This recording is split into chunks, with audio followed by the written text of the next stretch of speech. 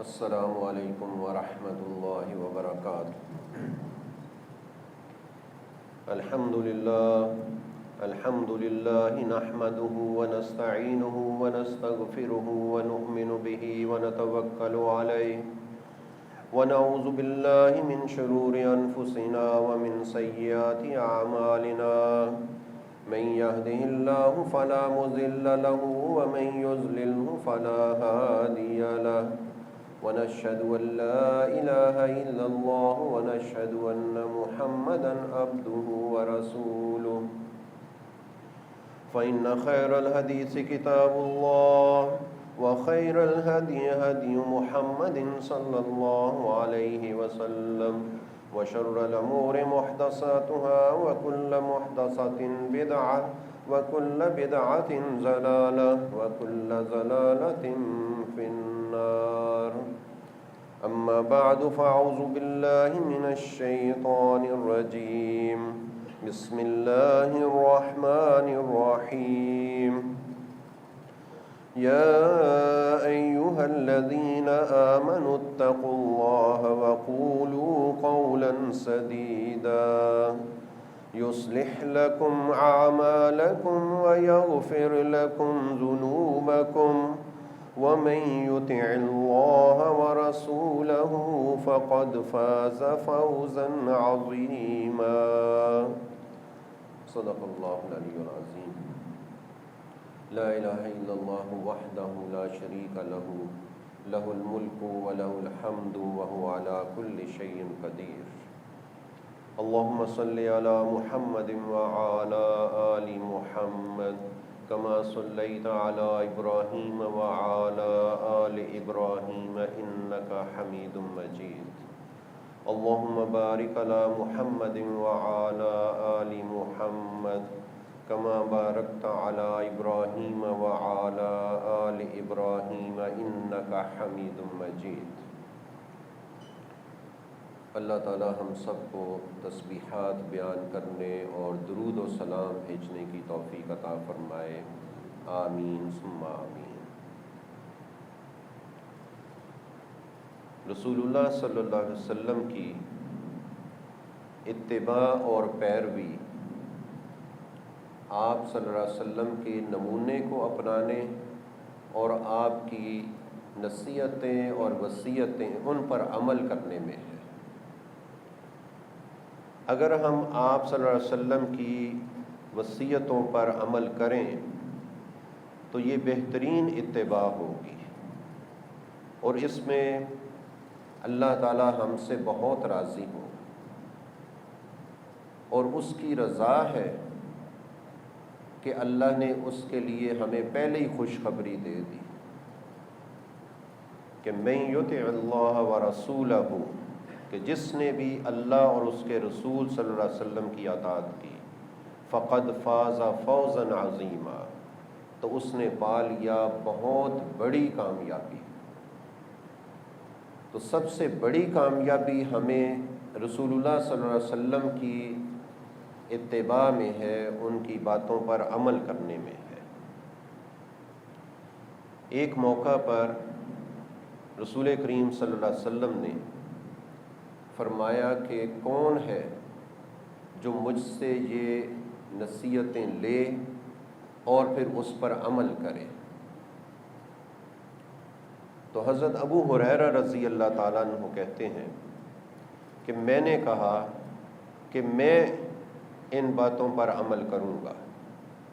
تو رسول کریم صلی اللہ علیہ وسلم نے میرا ہاتھ پکڑا اور ہاتھ پکڑ کر 5 باتیں مجھے بتائیں،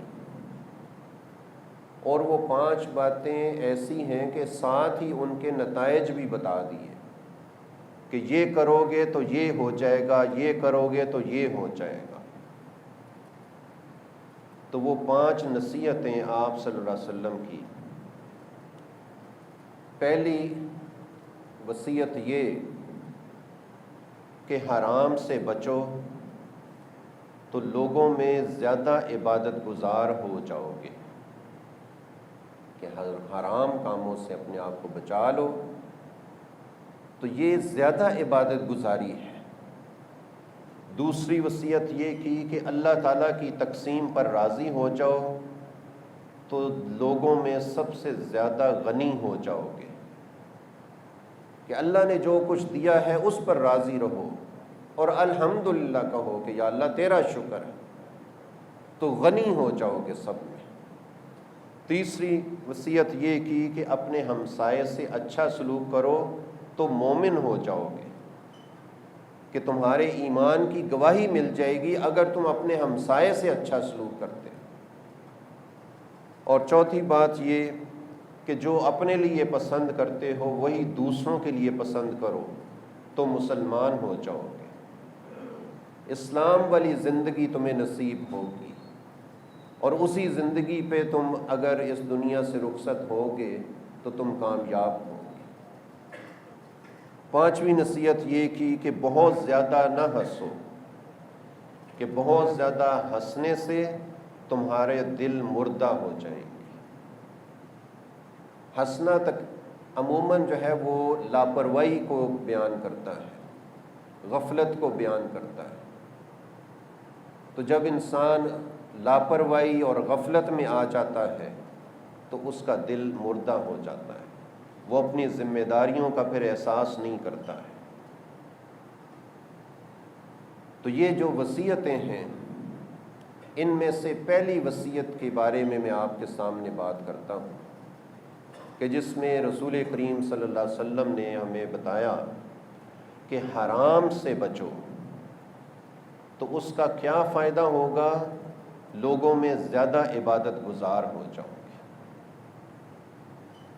آج ہم یہ سمجھتے ہیں کہ بس نماز روزے کی پابندی کر لی تو ہم بڑے عبادت گزار ہیں، لیکن صرف اس سے عبادت گزار نہیں بنتا ہے بندہ۔ عبادت گزار بننے کے لیے ہمیں حرام کاموں سے بھی اپنے آپ کو بچانا ہوگا، اور ہم حرام کاموں سے بچائیں گے تو پھر ہی ہمارا ایمان بھی مکمل ہوگا اور ہمارا دین بھی مکمل ہوگا۔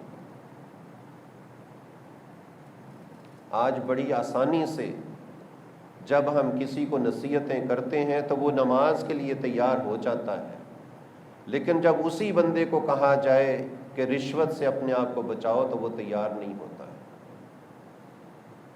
جب اسی بندے کو کہیں کہ اپنے کاروبار میں حرام سے اپنے آپ کو بچاؤ تو وہ تیار نہیں ہوتا ہے۔ اسی کو کہا جائے کہ سود سے اپنے آپ کو دور رکھو تو وہ تیار نہیں ہوتا ہے۔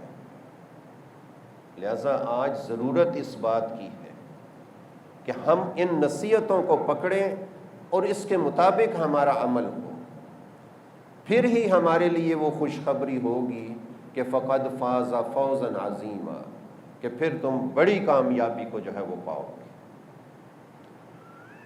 حرام جو کام ہیں ان کو 4 درجات میں میں نے تقسیم کیا ہے تاکہ ہمیں آسانی ہو جائے ان کو سمجھنے میں، کہ 4 ایسے کام ہیں کہ جس سے ہم اپنے آپ کو بچائیں گے تو ہم حرام سے بچ جائیں گے۔ سب سے پہلا کہ کسی کا حق نہ مارو، کیونکہ کسی کا حق مارنا حرام ہے، لہذا اس سے بچو۔ والدین کے حقوق ہمیں بتائے گئے ہیں، اگر ہم والدین کے حقوق ادا نہیں کرتے تو ہم حرام کام کرتے، تو ہمیں تو حرام سے بچنے کے لیے کہا گیا ہے۔ لہذا والدین کے جتنے بھی حقوق ہیں وہ ہمیں ادا کرنے ہوں گے۔ تو اتنا وقت نہیں ہے کہ ان کی بھی تفصیل میں آپ کے سامنے رکھوں۔ ہم سب کو پتہ ہے کہ ہمارے ماں باپ کا ہمارے اوپر کیا حق ہے، تو وہ حقوق ہم نے ادا کرنے ہیں، پھر ہم حرام سے بچ سکتے ہیں۔ اولاد کے حقوق ہمیں بتائے گئے ہیں، تو اگر ہم اولاد کا حق ادا نہیں کرتے تو ہم حرام کام کرتے ہیں، جبکہ ہمیں حکم ہے کہ حرام سے بچنا ہے تم۔ تو اولاد کی اچھی تربیت کرنا یہ ہمارے اوپر ان کا حق ہے۔ تو اگر ہم ان کی اچھی تربیت نہیں کرتے ہیں تو ہم ان کا حق مار رہے ہیں اور یہ حرام ہے ہمارے اوپر۔ ہم آج ان کے لیے دنیا کی ساری ضرورتیں پوری کرتے ہیں، لیکن جو اصل حق ہمیں دیا گیا ہے ان کا کہ تم نے ان کی اچھی تربیت کرنی ہے دین اسلام کے اصولوں کے مطابق، اس کے لیے ہمارے پاس وقت نہیں ہے۔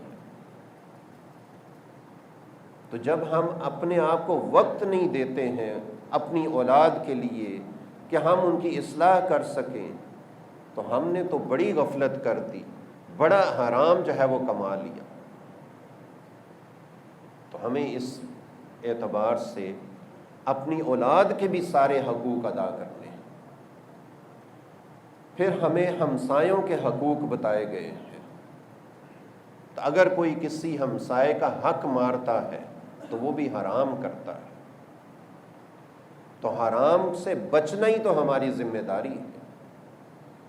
ہم نے اپنے ہمسائے کے ساتھ اچھا سلوک کرنا ہے، اس کے ساتھ لڑائی جھگڑا نہیں کرنا ہے۔ رسول کریم صلی اللہ علیہ وسلم نے فرمایا کہ وہ شخص تو مومن نہیں ہے، اور 3 مرتبہ یہ قسم اٹھا کے بات کہی کہ جس کی شرارتوں سے اس کا ہمسایہ محفوظ نہیں۔ تو جب ایمان ہی نہیں ہوگا تو ہماری عبادات کیا کام آئیں گی؟ تو ہم نے اس حرام سے اپنے آپ کو بچانا ہے کہ اپنے ہمسائے کے ساتھ کوئی غلط کام نہیں کرنا ہے، کوئی لڑائی جھگڑا نہیں کرنا ہے، کسی طرح سے بھی اس کو تنگ نہیں کرنا ہے۔ پھر اس کے بعد رشتہ داروں کے حقوق ہمیں بتائے گئے کہ ہم ان کے حقوق ادا کریں، اور جو حقوق ہمیں بتائے گئے ہیں اگر ہم ادا نہیں کرتے تو ہم حرام کرتے ہیں۔ تو حرام کام سے بچنے کے لیے کہا گیا ہے کہ رشتہ داروں کی ساتھ خیر خواہی کرنا، یہ ان کا ہمارے اوپر بڑا حق ہے کہ ہم خیر خواہی کریں ان کے ساتھ، ہم پیار اور محبت کریں ان کے ساتھ، ہم الفت کا ثبوت دیں ان کے ساتھ۔ اور پھر قطع رحمی سے بھی ہمیں منع کیا گیا ہے کہ قطع رحمی سے ہم سارے حق جو ان رشتہ داروں کے ہمارے اوپر آتے ہیں وہ ہم دے ہی نہیں پاتے، کیونکہ قطع رحمی کر دی ہے۔ تو اتنا بڑا حرام کر لیا ہم نے کام۔ اسی کے لیے رسول کریم صلی اللہ علیہ وسلم نے فرمایا کہ جو قطع رحمی کرتا ہے اس کی تو عبادت ہی قبول نہیں ہوتی۔ وہ جتنی بڑی سے بڑی عبادت بھی کرے وہ عبادت قبول ہی نہیں۔ کیوں قبول نہیں ہے؟ کہ وہ حرام سے بچ نہیں رہا ہے، جبکہ اللہ اور اس کے رسول صلی اللہ علیہ وسلم نے کہا کہ اس حرام سے بچنا ہے تم نے، تو وہ بچتا نہیں۔ دوسرا، گناہ کرنا حرام ہے، لہذا گناہ سے بچو۔ اب انسان جو ہے نا وہ کئی قسم کی غلطیاں کرتا جاتا ہے، وہ اپنے آپ کو بچاتا ہی نہیں ہے، اور اسے احساس ہی نہیں ہوتا ہے کہ وہ کتنا بڑا حرام کام کر رہا ہے۔ تو ان حرام کاموں سے ہم نے اپنے آپ کو بچانا ہے۔ جھوٹ بولنا بہت بڑا گناہ ہے، جھوٹی گواہی دینا بہت بڑا گناہ ہے، لیکن لوگ کرتے ہیں، جھوٹ بھی بولتے ہیں، جھوٹی گواہیاں بھی دیتے ہیں، حرام کام کرتے ہیں۔ تو حرام کام کرنے والا جو ہے وہ اللہ کی رحمت نہیں پا سکتا، اس لیے کہ اللہ کے رسول صلی اللہ علیہ وسلم نے ہمیں حرام کاموں سے منع کیا ہے۔ غیبت کرنا، کسی کی خامی کو اس کی غیر موجودگی میں کسی اور بندے کے سامنے بیان کرنا حرام کام ہے۔ اور آج ہماری محفلوں میں اسی بات سے تو رونق ہوتی ہے، اسی بات سے تو لوگ لطف اٹھاتے ہیں کہ دوسروں کی خامیاں جو ہیں وہ بیان کر کر کے تو خوش ہوتے ہیں، جبکہ یہ کام تو حرام ہے۔ اور حرام سے بچنے کے لیے تو رسول کریم صلی اللہ علیہ وسلم نے ہمیں کہا ہے۔ پھر اس کے بعد تکبر کرنا، کہ تکبر بھی کرتے ہیں لوگ، کوئی اپنی اولاد کی وجہ سے تکبر کرتا ہے، کوئی اپنی دولت کی وجہ سے تکبر کرتا ہے، کوئی اپنے عہدے کی وجہ سے تکبر کرتا ہے، جبکہ تکبر کرنا حرام ہے۔ تو حرام کام کرنے والا تو اللہ کی رحمت نہیں پا سکتا ہے، وہ کامیابی نہیں پا سکتا۔ رسول کریم صلی اللہ علیہ وسلم نے ہمیں یہ ذمہ داری دی ہے ایک وصیت کے ساتھ کہ تم نے حرام سے بچنا ہے اپنے آپ۔ تو جب ہم حرام سے بچائیں گے ہی نہیں تو ہم رسول کریم صلی اللہ علیہ وسلم کی بات کو نہیں مانیں گے، تو جو آپ صلی اللہ علیہ وسلم کی بات کو نہیں مانتا وہ کیسے کامیابی پا سکتا ہے؟ پھر لڑائی جھگڑا کرنا حرام ہے، اس سے اپنے آپ کو بچانا ہے۔ کسی طرح کی بھی کوئی لڑائی، کوئی جھگڑا اس میں آنا ہی نہیں ہے، اس لیے کہ رسول کریم صلی اللہ علیہ وسلم نے منع کیا ہے۔ اپنے غصے پر قابو پاؤ۔ آپ صلی اللہ علیہ وسلم نے فرمایا کہ پہلوان وہ نہیں ہے جو کسی کو پچھاڑ دے، بلکہ پہلوان اصل وہ ہے جو اپنے غصے پر قابو پائے، اس لیے کہ غصہ بنیاد بنتا ہے بڑی برائیوں کی، حرام کاموں کی۔ تو اس سے اپنے آپ کو بچائیں گے تو پھر ہی ہم جو ہے نا وہ حرام سے بچ سکتے ہیں۔ اسی طرح شراب پینا بھی حرام ہے، تو اگر کوئی شراب پیتا ہے تو وہ حرام کام کرتا ہے، وہ کامیاب نہیں ہو سکتا۔ جوا کھیلتا ہے، حرام کام کرتا ہے، وہ کامیاب نہیں ہو سکتا ہے۔ تو ہمیں اپنے آپ کو ان گناہوں سے، جتنے بھی گناہ ہیں ان سے اپنے آپ کو بچانا ہے، پھر ہم جو ہے وہ عبادت گزار بن سکتے ہیں۔ تیسری بات جو ہے وہ عبادات بچا نہ لانا حرام ہے، نماز نہ پڑھنا حرام ہے، روزے نہ رکھنا حرام ہے۔ جس کے پاس استطاعت ہے، نصاب زکوٰۃ ہے، زکوٰۃ نہ دینا حرام ہے۔ حج کی استطاعت ہے، حج نہ کرنا حرام ہے۔ تو ان عبادات کو بجا لائیں گے تو پھر ہم حرام سے بچ سکتے ہیں۔ لہذا نماز کی پابندی ہمارے اوپر لازم ہے اگر ہم نے اپنے آپ کو حرام سے بچانا ہے۔ تو بچانا کیوں نہیں ہے؟ اس کے بغیر تو کوئی گزارا نہیں ہے۔ آخرت کی نہ ختم ہونے والی زندگی اسی پہ تو انحصار کرتی ہے کہ ہم رسول اللہ صلی اللہ علیہ وسلم کی بات کو کتنا مانتے ہیں۔ تو ماننے کے ساتھ ہی ہمارے اوپر رحمت ہوگی۔ لہذا ہم نے تمام عبادات کو پورا کرنا ہے۔ نماز کی پابندی کرنی ہے، رمضان کے مہینے کے روزے رکھنے ہیں، زکوٰۃ ادا کرنی ہے، حج کی استطاعت ہے تو حج کرنا ہے۔ یہ بڑی بڑی عبادات۔ پھر اسی طرح کی دوسری جتنی بھی عبادات ہیں جو ہم اللہ کی رضا کے لیے کرتے ہیں وہ ساری کی ساری کرنی ہے۔ اگر چھوڑیں گے تو حرام کام ہوگا۔ پھر اس کے بعد چوتھی بات، ممنوع طریقوں سے مال کمانا حرام ہے، لہذا اس سے ہم نے اپنے آپ کو بچانا ہے۔ جتنے وہ طریقے جن سے منع کیا گیا ہے کہ اس طریقے سے نہ کمانا تم، ان سب طریقوں سے ہم نے اپنے آپ کو بچا لینا ہے۔ اگر کسی ایک طریقے کو بھی ہم نے اپنا لیا تو حرام کام کیا، تو حرام کام کرنے والے کے اوپر اللہ کی رحمت نہیں۔ تو ہر اس طریقے سے ہم نے اپنے آپ کو بچانا ہے جس میں شائبہ بھی ہے حرام کا۔ تو اس کے لیے ہمیں منع کیا گیا سود سے، کہ سود سے بچنا ہے، تم نے سود کی طرف نہیں جانا ہے، اس لیے کہ یہ بہت بڑا حرام کام ہے۔ سود کے ذریعے سے جتنی بھی کمائی ہوگی ساری کی ساری حرام کی ہوگی،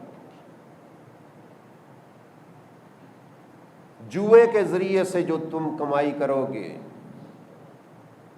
وہ ساری کی ساری حرام ہوگی۔ لاٹری سسٹم، جوا، اس طرح کی چیزوں سے اپنے آپ کو بچانا ہے، پھر ہی تم حرام سے بچ سکتے ہو۔ پھر اس کے ساتھ ہمیں بتایا کہ رشوت سے بھی اپنے آپ کو بچانا ہے، کہ جس کو تم آج ضروری سمجھ بیٹھے ہو کہ میرے اخراجات پورے نہیں ہوتے اگر میں رشوت نہ لوں، تو اخراجات تو تمہارے پورے کرنے ہیں اللہ نے، اور اللہ نے تمہیں وہ دین دے دیا ہے کہ جس سے تمہارے اخراجات پورے ہو سکتے ہیں، تمہیں وہ ساری باتیں سمجھا دی ہیں کہ حلال کماؤ گے تو برکت ہوگی۔ اس بات کی لوگوں کو سمجھ نہیں آتی ہے کہ حلال کمائی اگر تھوڑی بھی ہے تو اس میں برکت ہے، اور حرام کمائی زیادہ بھی ہے تو اس میں کوئی برکت نہیں۔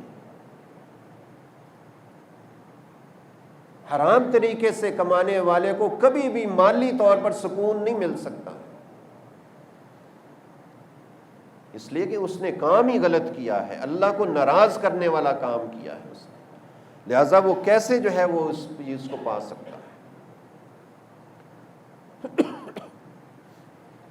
اس کاروبار میں جس میں کہ تم ملاوٹ کرتے ہو، دھوکہ دیتے ہو، منافع زیادہ جو ہے وہ کرتے ہو، تو یہ ساری صورتیں جو ہیں وہ حرام ہیں، ان سے اپنے آپ کو بچانا ہے۔ تاجر تو جو صدیق ہے، سچا تاجر ہے، جو دین اسلام کے اصولوں کے مطابق ہے، اس کے لیے تو اتنی بڑی خوشخبری ہے کہ اس کا انجام انبیاء علیہ السلام کے ساتھ ہو۔ آج کا تاجر اس بات کو بھولا ہوا ہے، اس کے سامنے صرف اپنی ضروریات کی ایک لسٹ ہوتی ہے اور اس کے لیے وہ سارے کام غلط کرنا چاہتا ہے۔ اسے اس بات کا احساس ہی نہیں ہے کہ مجھ سے حرام کام ہو رہا ہے، اور حرام کام کی وجہ سے نہ میرے گھر میں برکت ہوگی اور نہ میرا اللہ مجھ سے راضی۔ کتنا بڑا نقصان ہے۔ کوئی شخص کسی جگہ پہ جاب کرتا ہے، معقول سیلری لیتا ہے، لیکن اگر اپنی ذمہ داریوں کو پورا نہیں کرتا ہے تو وہ حرام کماتا ہے۔ لوگوں کو احساس نہیں ہے کہ ذمہ داری کے اوپر ہمیں سیلری دے رہے ہیں، وہ ہم ذمہ داری پوری کریں، نہ کرنے کی وجہ سے وہ مال حرام ہو جاتا ہے، تو حرام سے بچنا ہے۔ تو یہ 4 باتیں ہیں جو واضح کر دیتی ہیں کہ حرام کیا ہے۔ اب ہماری ذمہ داری ہے کہ ہم سارے کے سارے ان حرام باتوں سے اپنے آپ کو بچا لیں۔ کیوں بچا لیں؟ ظاہر ہے کہ رسول اللہ صلی اللہ علیہ وسلم سے ہم سب محبت کرتے ہیں، اور آپ کی بات کو ماننا ہمارا اولین فرض ہے، اور اسی بات کو اللہ نے بار بار حکم دیا ہے کہ اطیعوا اللہ و اطیعوا الرسول صلی اللہ علیہ وسلم۔ تو ہم نے آپ صلی اللہ علیہ وسلم کی اگر بات نہ مانی تو پھر کیا ہماری زندگی کا فائدہ؟ تو اللہ سے یہ دعا بھی کرتے رہا کریں کہ اللہ تعالی ہم سب کو حرام باتوں سے بچائے، اور کبھی کوئی ایسی غلطی ہو چکی ہے تو ہم اللہ سے معافی مانگ لیں۔ وہ بڑا خوش قسمت انسان ہے جس کو اپنی زندگی میں معافی مانگنے کا موقع مل جائے، بڑا خوش قسمت ہے۔ اس کے گناہ بھی اللہ تعالیٰ معاف کر دیتے ہیں، اور اس کے توبہ کرنے کے بعد زیادہ نیکیوں کے سبب اللہ اس کے پچھلے سارے گناہوں کو نیکیوں میں بدل دیتے ہیں۔ کتنا خوش قسمت انسان۔ لیکن وہ خوش قسمت انسان کیوں انتظار کر رہا ہے؟ اسے تو آج ہی توبہ کر لینی چاہیے، استغفار کر لینا چاہیے اور اپنی اصلاح کر لینی چاہیے۔ اللہ تعالی ہم سب کو عمل کی توفیق عطا فرمائے۔ آمین و آخر دعوانا الحمدللہ۔